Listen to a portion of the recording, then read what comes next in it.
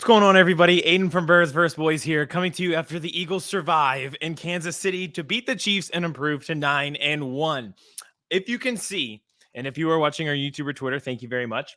This is an entire page of notes that I took about 3.5 quarters in that I have been taking throughout the first 3 quarters of the game. It's all notes on how they lost the game, and there's a whole paragraph about how the end of the first half lost them the game and the sequence of events that transpired. And then I think I could just rip this shit out because it doesn't matter. And they won the game in the end. And they got so many clutch stops in the fourth quarter against the greatest quarterback in the world. And now I'm talking about the things that won them the game. What a flip. What an incredible win. What a gutsy win. It was ugly. It was sloppy. It didn't feel like great weather for it either. And it was just an amazing, amazing mental focus win. A lot of teams would get dismayed. They were under pressure, Jalen Hurts was under duress all night, and they were able to bounce back and win that game. Here, again, these are the notes on what went wrong, thrown out the window. Then I had to scrap it all and think about all the things that went right. I think this is where the Eagles won the game and where the Chiefs lost the game. 4th and 4 from the 40. You have the greatest quarterback in the world. You're up 17-14 at home. To punt right there is just an insane move. I could not believe that the Chiefs punted the ball to the Eagles. And in that sequence, it's a touchback. So it's only a net of about 20 yards on that punt. To not go for it right there on the edge of field goal range as it is with Patrick Mahomes, give the ball back to the Eagles. And that's the one time in this game where the Eagles actually took advantage of it. You know, off the turnovers, they really didn't take advantage too much. But in that moment, when the Chiefs didn't go for it, that is the sequence to set up the game-winning touchdown. They go the screen to DeAndre Swift for 20 yards. That play was effective all night. It was actually probably the only play that was effective all night. Jalen Hurts missed Devontae Smith open on that drive. He goes back to him over the middle to set you up at the 40 and then gets you down to the 1. They finally set up that deep shot that had been trying with A.J. Brown. They take it, and they take the deep shot with Devontae Smith to set up the game-winning touchdown. But I think it all goes back to that play. The Chiefs have all the momentum. You're up 17-14, 4th and 4 from your 40. What in the Big Ten West football are we doing to not go for it right there? Cowardice is never rewarded in professional sports. I think we'd have all been screaming if the Eagles were up 3, 4th and 4 from the 40, and punted the ball back to Patrick Mahomes and punted the ball back to a good team in general, to any team in general, to give them the ball back is crazy to me. And I think it won the Eagles the game because they actually executed in that moment. Also in the fourth quarter and the second half in general, what a phenomenal job by the defense. And the talk of the town is definitely going to be the Chiefs receivers. Valdez-Scantling, oh my goodness, was that bad? And Travis Kelce. If Travis Kelce played for the Eagles and went to Buenos Aires for his girlfriend's tour and then put in that performance, I genuinely think that WIP callers might incite a riot. Like, they might be able to incite a riot with the calls that they would be having on the airwaves come Tuesday morning. It would have been bad. It would have been really bad. And that's going to be the talk. But I'll tell you what, it's another situation where 2:49 left. Mahomes has the ball, 1 timeout, and has 90 yards to go. I have nightmares about that exact situation all the time. Like that, you never left alone with your thoughts and the dark thoughts creep in. It's not monsters or creatures or anything like that. It's Mahomes with the ball left and playing against your team, 90 yards to go for a touchdown. You have to get a stop. And they do again. And again, it's the pass rush who gets home in a clutch situation. 3rd and 10 after that drop. Josh Sweat, Hassan Reddick get to the quarterback, and it's not a sack this time, which we had seen 3 walk-off sacks earlier this year on 4th downs in similar situations. This time it's the intentional grounding, which is even worse for them, and it sets up the 4th and 25. But again, I just feel like we talked about it 2 weeks ago when they got the sack against Dak Prescott that sent them back to the 22-yard line when they were sitting there at the 6, and it looked like the Eagles were going to lose that game. They get pressure in the biggest moments, and they are closers. So Hassan Reddick's been the closer, and we talked about it. We said if the Phillies had been able to close like this, we'd be celebrating World Series right now. This little NLCS ring from last year wouldn't be fake. We'd have a real ring this time. And I just think that they rise to big moments, and the entire team rises to big moments. But I really just thought that they did a great job in the second half because things were happening in that game that we're not used to seeing with the Eagles, where they were getting run all over, they were losing the trenches. Pacheco, I feel like, was flexing every other play, right? He's ripping off, being able to bounce it to the outside where you think they have it stuffed, and then it turns into a 12-yard gain, which can't happen when you're playing a quarterback of this magnitude and you're allowing them to rush for over 100 yards. And I feel like they really tightened that up, started to put them in third and longers, and that's when the pressure get home. And on the last two drives, you saw that happen where it was like a 2-yard gain. And I saw the comment here as Jalen Carter disappeared. Not really. I think there was a few plays that he got in there, including that play. He tackles Pacheco, gain of 1, sets up a 3rd and 9. And then I believe it was either Nicholas Morrow or Zach Cunningham. Reddick is pursuing Mahomes. They get their hand on the ball when he tries to get it out to McKinnon. They get them off the field there, and then they get the pressure home again when they're set up in a 3rd and 10. And albeit, the 3rd and 10 wasn't exactly the defense is doing. It's because they dropped a surefire touchdown pass. But at the same time, like they know their formula. It's to get people into third and unsustainable situations so that they can bring their pass rush, and they don't really have to blitz to do it because they have good edge rushers. They have good people in the middle with Fletcher Cox and with Jalen Carter. And that's just always been their formula. Apparently Sam Howell is the only one who can figure this out, because he had constantly had the Commanders in 2nd and 2s, and nobody else can seem to figure this out. Mahomes to a point was able to do it, but I just think they know their formula, stuck to it, and they did a great job in the second half. The Chiefs have had problems all year. We talked about it on our show. It felt like it might be a shootout because of the star power, but these are not the same defense, not the same offenses that you saw last year in the Super Bowl. It just hasn't been the same. And that Tyreek Hill effect, if that's Tyreek Hill instead of Marquez Valdes-Scantling, I'm going over the notes of all the things we did wrong instead of all the things that we did right to start the show. And I just think just the defense in general, though, like the adjustments that they made, they were losing in the trenches in the first half. And I was shocked to see it. You don't see them get punched in the mouth too often on both sides of the ball. And not only that, I thought they looked confused. I thought the offensive line looked confused, and I thought the defensive line wasn't getting home. And when that happens, they start to panic a little bit. And, then it starts to become like these long drives and stuff like that. And the Chiefs did have long drives, but, it's opportunistic football and forcing turnovers, which they did not do in the Super Bowl. There was a lot of things that they did not do in the Super Bowl that they did in this game. Sean Desai, I love him. He'll be gone next year after this. I think performance like this, it's over. He will be a head coach somewhere next year. I think he's done a phenomenal job. I think he did a phenomenal job tonight. And Jonathan Gannon, rest in piss, go to hell. You cost us the Super Bowl, and it was really nice to see the defense execute and get some stops in the second half of this game, because they didn't get a single one in the second half of that Super Bowl. So it was really good to see that happen today, and just in clutch situations. Like the offense comes out, goes 3 and out on the first drive. It's already 17-7, and you're thinking to yourself, this could get ugly. Like, we're losing focus. But the defense turns around and they force a punt, and they forced multiple punts, and they played opportunistic football, 2 red zone turnovers. And it's just like Kevin Byard making an appearance, making an impact, and just another great move. And you bring in those guys who can force turnovers, and he's done a great job historically against the Chiefs and against Travis Kelce. He did so again tonight, and I know it wasn't Kelce they had the pick. It was on Justin Thomas, but he did a great job. And it just like was a full 11-man effort on defense, and they were opportunistic, made big plays when they needed to. And I know Troy Aikman was saying bend, don't break, but a lot of those times it didn't even feel like they were bending. Like they were forcing punts. They were getting off the field. There were a few times, and aside from the end of the first half, I thought they did a really good job. And it's really hard to do against Mahomes, but I thought he had to make a lot of plays with his legs. And it's just really tough to corral him. And they did as good of a job as you can do. Let's talk about the game as a whole. I know we're covering the fourth quarter because it's how the Eagles stole this, but there was a lot that went on. I touched on it before. I really thought that they were going to lose this game based on how the end of the half went.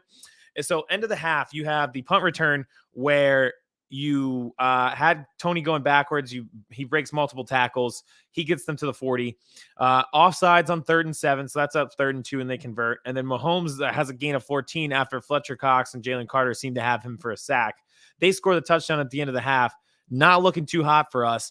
And at that time, I'm just thinking, like, we put so much analysis into this, into the schematics, into the pressure, into the play design, into what pop stars are attending the game. Sometimes it comes down to making a play, and they didn't do that. But they did at the end of the game to force an intentional grounding and set up 4th and 25. They did it then, and they did a great job. So I really thought in that moment, like the way that last 2 minutes of the half went, I really thought that they were going to lose the game. And against a team as good as the Chiefs and as good as a coach of Andy Reid and as good as a quarterback as Patrick Mahomes, I know it's just like a 2-minute stretch, but I feel like that is what could do you in, especially at the end of the half like that. I thought they did a really, really poor job, and I thought it was going to cost them a game for a large stretch there. And after that, so they get the ball back and they possess the ball for about 10 seconds. They had a 3-and-out, and they could have been worse because Hurts got stripped. He was lucky to get that ball back. It's just brutal. Here is another thing. The QB draw might kill me. It might kill me because everyone sees it coming. I'm rewatching Stranger Things right now, and then in the first 2 seasons or so, every time those kids run into the trouble, they're like, 11, bail us out again. She's drained. She's passed out half the time. There's blood coming out of her nose. And every time something goes wrong, they're like, 11, use your powers and bail all of us out. That feels like what they're doing with Jalen Hurts on these QB draws. It's always like a 3rd and 8. And we're like, well, all right, Jalen, use your legs, bail us out of this situation that we've created for ourselves. That's a mess. And it's not working. On the touchdown, it actually made sense. And I love the creativity on that drive. So they had Gainwell in the backfield, and this had set up earlier in the game. They ran it. Swift goes in motion. They handed it off to Gainwell. They come back later in the game on that touchdown drive in the second half. Instead of handing it to Gainwell, they give it to Swift in motion. He gets the 35-yard gain. Later on that drive, they had Devontae Smith in the backfield, little play action wrinkle, get him the ball out in the flat, gain of 5. That sets up the QB draw on 2nd and 5 for the touchdown. Creativity in the play calling, switching things up, giving different looks really worked. And that set up the QB draw instead of waiting until you're in 3rd and 8 and you're saying to yourself, I don't know what we're going to do in this situation. Jalen, bail us out again. And it doesn't work. That time, it actually did work. The creativity in the play calling on those 2 touchdown drives in the second half were what really stuck out, because for a large part of that game, it was a lack of creativity, and not even a lack of creativity, just a whole lot of stupidity. The double wide receiver screen where they went to the left, and they're lucky that wasn't an interception. L'Jarius Sneed, who played a great game, forces the tackle there on Devontae Smith. He read that play before A.J. Brown ever had a chance to get out there and block. It was pretty remarkable how fast he read that. And you would think if they read it that quickly, probably don't go back to that right away. Or you could just flip it and go to the other side and run it with Julio Jones, which they did. And it's just like you had such a great opportunity after forcing that fumble on Travis Kelce, and you just squandered it. And it was just so frustrating because it's like, what are we doing in that situation where we're doing double wide receiver screens? And it was almost a disaster the first time you ran it. And you turn around and you do it again on the opposite side of the field. And there's a time later in the game where there was a deflection. They threw it to Olamide Zaccheaus. We talked about it on the show. You're not going to make up the lack of production from Dallas Goedert. Like there's no hole that you're going to fill with him out. Like it's not going to be Calcaterra. It's not going to be Jack Stoll. It's not going to be Julio Jones, right? It's not going to be any of those guys. You just give the ball more to A.J. Brown and Devontae Smith. And to be running these wide receiver screens in the second half on the road in Arrowhead against the Chiefs and throwing it to Olamide Zaccheaus and Julio Jones after the wide receiver screen didn't work to one of your best playmakers in Devontae Smith is just a classic, what are we doing situation? Use common sense. And while we're on the subject of common sense, the Eagles had a 3rd and 1 and they were in shotgun. If only there was a play that statistically was so successful that the league was going to ban it because of how well it's worked, that you could have used in that situation. If I ever see the Eagles in shotgun on 3rd and 1 ever again, I'm putting a shotgun in my fucking mouth. Don't ever do that again. That's just dumb. Use common sense. And I feel like they got back to that with some of the drives later in the game. And even on that last drive, it was a disaster because of the hold. But really, I thought they did a good job where they had a little option play with Hurts using his legs. They got Kelce out in space to block. I think DeAndre Swift also became a blocker after having a running option on that play. So I really like that play call. It set up 2nd and 1. Then you do the tush push. You're in a 1st down from your own 44. And you're thinking, you're in a really good spot right there. Like, I love the creativity of using his legs, running the clock, and not just like this QB draw thing. Like, I thought that was an excellent play design on that. And you're thinking you're sitting pretty, and it was 2 good play calls in a row. Not so much. Then it became a disaster. Then they go backwards. We would have thought about that moment for a long, long time. To be up 21-17 on the road in Arrowhead, 4th quarter, there's 4.5 minutes left. You're at the 44-yard. You're at the Chiefs' 44-yard line. A field goal gives you a touchdown lead. and all of a sudden you go back 15 yards the other way with a holding call and with a tackle for loss on a DeAndre Swift run, it would have been a disaster. And we would have been thinking about that for a long, long time. So I'm very glad that the defense bailed them out time and time again. But even on that drive, I was like, all right, we're using some creativity now, and I think they finally got a hang of that. And in the first half, I thought the offensive line looked confused. Like a lot of people are going to put this on Brian Johnson, and there's just notable mistakes like that double wide receiver screen that we talked about that are going to like have people really frustrated with him. But I haven't seen this a lot, but I thought the offensive line looked confused. It looked like they were overwhelmed with the pressure, and it looked like they didn't know where the pressure was coming from. There were some corner blitzes where they got to Hurts, and it just didn't feel like they knew that they had three guys on the side. They had three blockers. Like they had it picked up, and they still didn't do it correctly. And they just looked off. It was like they needed to get in the half and adjust. And they did. I thought they did a good job adjusting in the second half, but they just looked off. And I hadn't seen that. And I think Brian Johnson's going to get a lot of the flack, and he probably deserves it. But at the same time, I just thought it was an offense that looked like they were a little bit overwhelmed by the pressure. But I think this is the overarching thing with the Eagles. And it's rare. It's really rare in sports to have a team like this. And it's a lot of it's Jalen Hurts. They don't waver. Like nothing really seems to phase them. It's always just a steady flat line. After that first half, it looked like a disaster. The pressure was getting home. They sacked Jalen Hurts 5 times. In the second quarter, he was sacked more than completions he had. That's almost hard to do. That is almost statistically impossible if you really think about it. 3 completions, 4 sacks. A lot of teams would have folded in that moment. A lot of teams, the system would have been overloaded. You ever been like too hot during a workout and you're like, all right, like I can't, my brain's not functioning anymore. Like the sweat that's dripping off my body is just making it so I can't think too much. But they recover so well. They are just such a mentally tough team. I don't think it was just BJ's fault. The play calling seemed bipolar, like Sirianni called some. It did feel bipolar. Like it just didn't feel like they had like an agenda. And I really don't know if that was them or if it was just because sometimes, what's that famous Mike Tyson quote? Everybody has a game plan until you get punched in the mouth. And I thought in the first half, the Chiefs really punched them in the mouth, especially just bringing constant pressure after Jalen Hurts. And it just seemed to overload the system of the offensive line. And they bounced back well in the second half with some good touchdown drives and with some good play calling there. But again, this is the Eagles. They're a mentally tough team. They are 9-1 for back-to-back seasons. They are the third coach and quarterback duo to do that since 1970. It is John Elway, Peyton Manning, and Jalen Hurts. Pretty good company to be in terms of those 9-1 starts. And at some point, we talked about this with the Dak stats. Like, yeah, he had great stats against the Eagles. It was awesome. Yeah, great win against the Panthers. At some point, it has to matter that Jalen Hurts is putting himself in these situations to win games and win them against the best competition. You're looking at this gauntlet of a schedule and saying to yourself, all right, well, they beat the Dolphins. They beat the Cowboys. They avenged their loss in the Super Bowl against the Chiefs. They're not just winning, they're winning big games. And at some point that has to matter. And it's just the whole team, I think from 1 to 53 is very mentally tough because 99 times out of 100, the away team in that situation folds. We're talking about the Bills already. We're on to the Bills. And they did such a great job of bouncing back, and nothing seems to totally overwhelm them. Not crowd noise, not blitzing, not pressure, not the greatest quarterback in the world. They seem to be able to handle it as a crew and as a team. And I don't know if that Sirianni is the coach. I think a lot of it is Jalen Hurts. And I think it's just the veterans that they have, whether it's Fletcher Cox, Jason Kelce, Brandon Graham, like a lot of these guys have just seen everything in the game.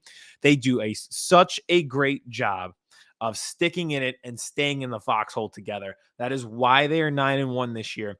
Everyone will talk about how sloppy it is, and the weather was horrible. It was a sloppy game, windy. It wasn't a lot of fun to be out there, it looked like.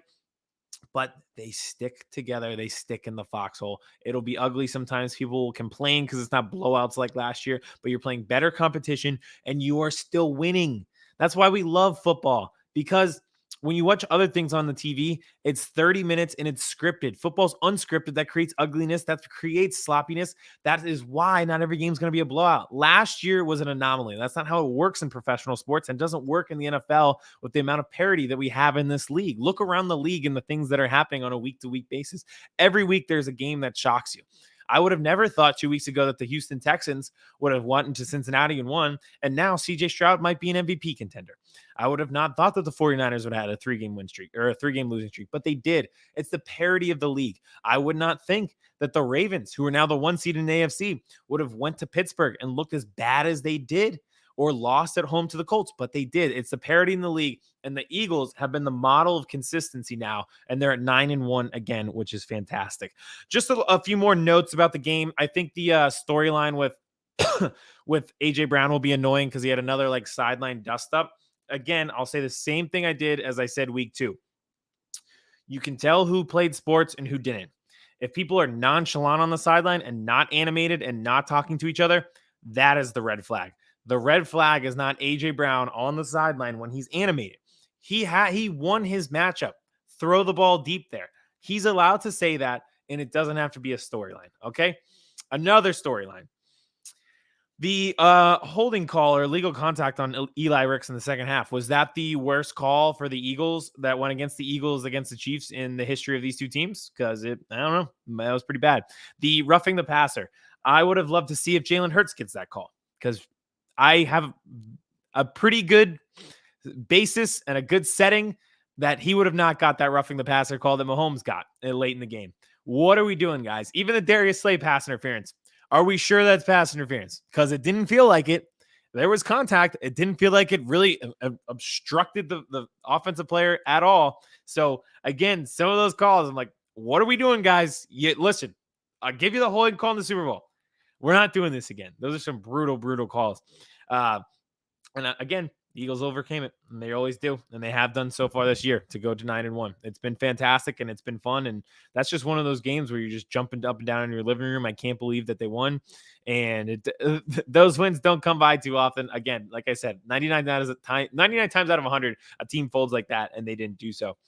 They face the Buffalo Bills next week. When I saw the schedule and I saw the gauntlet, I was very confident in this game. They've had success against the Bills in the past. I think that they can do so again this week.